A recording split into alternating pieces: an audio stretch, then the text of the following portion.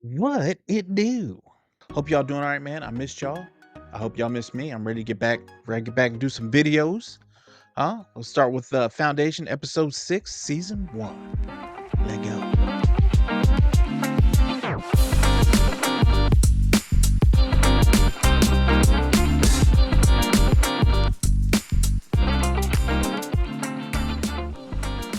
I enjoyed this episode slightly because it gives you some insight into the mind of Day and just how he ain't right.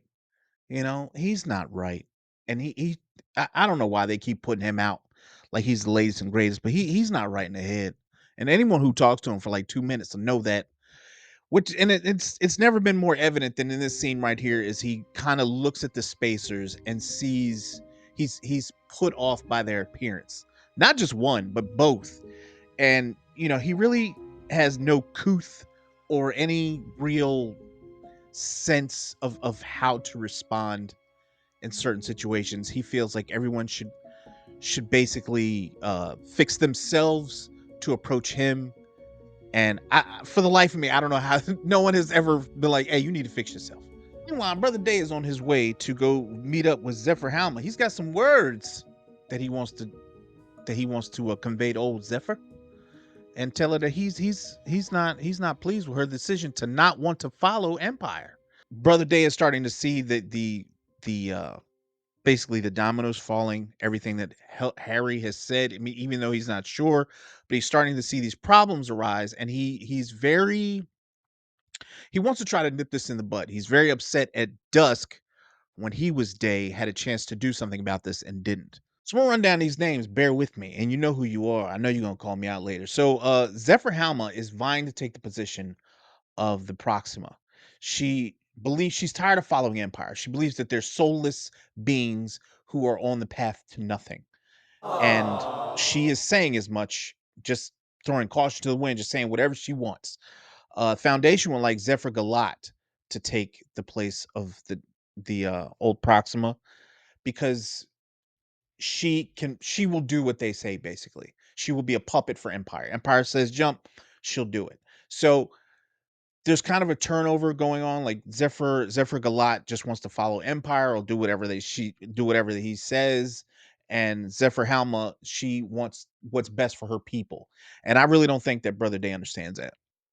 So now we're back with the Anacreants. Back with the goddamn Anacreants. Listen, do you know how much stuff has to go right for the Anacreants plan to work? All of it. Literally all of it. Like every step they take has to work out in order for this plan to work. I'm not saying it's not a good plan. I applaud their dedication and everything. I'm just, at this point, I think I'm just worn out with the Anacreants. Like, let this work out or not work out. Let's move forward with the Anacreant plan. You know what I'm saying? I'm just tired of seeing their face. Opportunity for you to exercise your independence.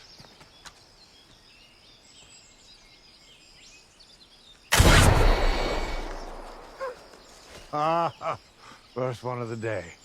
I doubt you even saw that creature before I shot. First of all, I just want to say that Brother Dusk ain't got no right throwing shade at Brother Dawn like that. I bet you didn't even see that bird before I shot at it, did you? Stupid. I don't I don't know what's wrong with this family. Like you could not have picked the worst person to be in charge of anything, like a bucket of donuts, anything. Just don't they should not be in charge of nothing, right? So Brother Dawn is having a hard time trying to conceal his secret. It's getting harder to conceal his secret. He's better at some things and he's a lot worse than other things. He is colorblind and he doesn't want anyone to find out because they will erase you, huh? Like number two pencil, they will erase you and go get another one out the freezer. All right, you don't want that to happen. Yeah, I couldn't make heads or tails of anything he was saying. But you believed in the plan. I believed in a girl named Mari Harden, who I desperately wanted to go to bed with. Ah.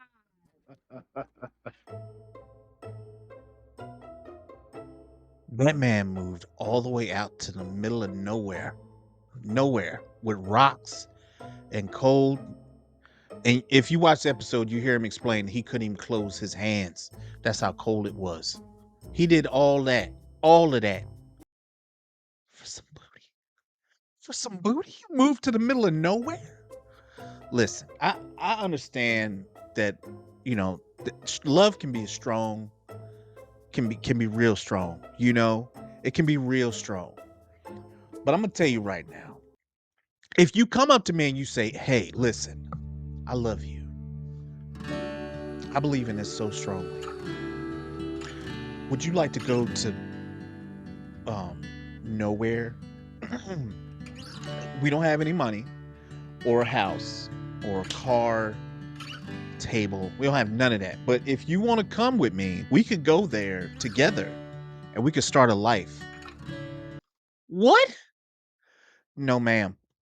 No, no, no. You can. I made a mistake. Okay, I made a mistake. This should not have happened. I I'm sorry. Is this all three of them hiding? Is that what they're doing? Is that what you call what they're doing right there? Hiding from the enemy? Because you might as well be doing this. That would have made 4. So these are the bushes. Take them now. I killed 3. So Brother Dawn is out here he is still trying to keep up the charade, as it were. And he's out here setting records for killing bird monsters.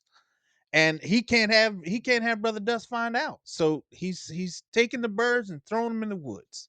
I just I understand him scrambling and trying to make the best of a bad situation. I really do. But you can't keep this up. Like, you need an out. You know, you need a plan. And I realized earlier he tried to, you know, he tried to inspect concrete on his own from his bedroom window. I understand that, but still, you can't keep this up. I feel bad for him, actually, that he can't be himself.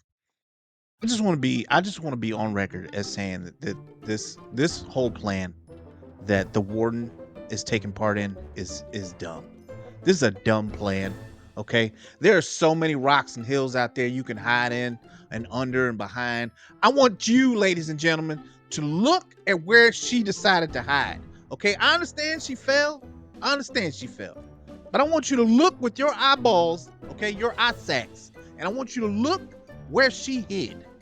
Okay, you tell me this was a good plan.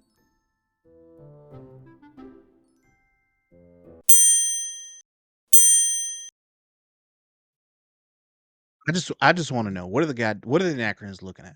Okay, what are the goddamn Anacreons looking at? All right, she's right in front of you. You looking that way? What are you possibly looking at? Okay, she walked right in front. Are you sleeping? Standing up? How did you miss her and them? Let me get to the part where the warden loses her father. Her father is willing to do what he can um, to save his daughter. As a father, I completely understand this move. Um, I would have done it too, so I get it. But yeah, I thought this was a really good point. I mean, it was time for her to fly on her own, time for her to do her own thing. Her parents have always guided her, been there for her, and this is just like the next level of her growth, of her for her character. And I like the move that, they took out her father. It was touching, but I think it's needed.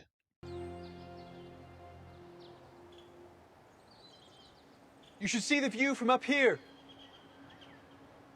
Now I'm cool, Empire. Why don't you bring your dumb ass down here? Okay, stop standing on ledges. Listen, I'm making fun of Dawn, but I know he's trying to cope with the fact that he's different and he knows he doesn't belong, and he's not far from wanting to end it.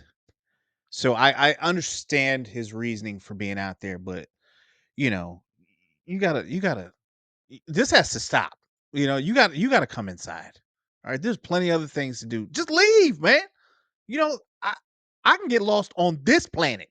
You know what I'm saying? You got many, many planets you can go to. Just be gone. You know? I don't understand this.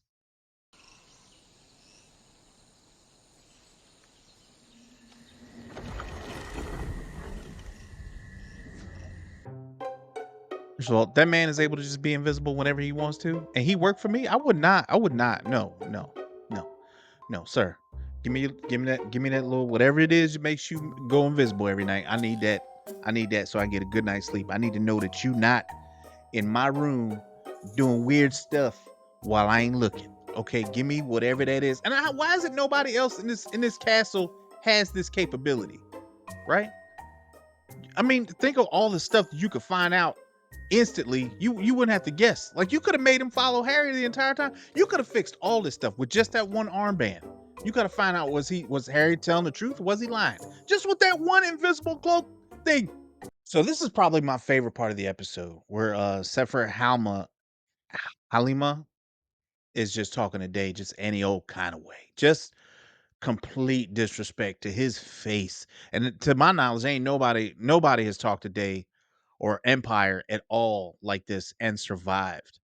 And she just openly is just mocking him to his face, basically tell him that he is nothing because he is without a soul and he does not deserve the place where he is, but um who he was has moved on long ago.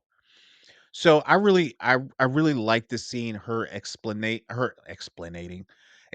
it to the masses, but in a way so that he understands to her and to her people, you ain't shit, nothing. You are a relic, a ghost of what used to be. And I really like that about this whole interaction with her and Day, with Halima and Day. And you could just see like the look on his face, like, how dare you? You wait till I get you. Ooh. So that's basically it for this episode. Salvor Hardin and her boyfriend get captured by the Anacreans, and we get to see the second half of their plan. Everything's starting to come to a head. So, yeah, I mean, I'll be interested to see what was going on. If you like the content, like, share, subscribe. I appreciate all you hanging out with me, and I really do. That means a lot. Uh, Leave a comment. If you got any questions about Brother Day or what's happening in the story? If you're lost, like I was, let me know. We'll work through it together. Leave a like if you don't mind. Helps out the algorithm. And I love y'all, man. I really do. And I'll see y'all for the next episode. All right. Holla.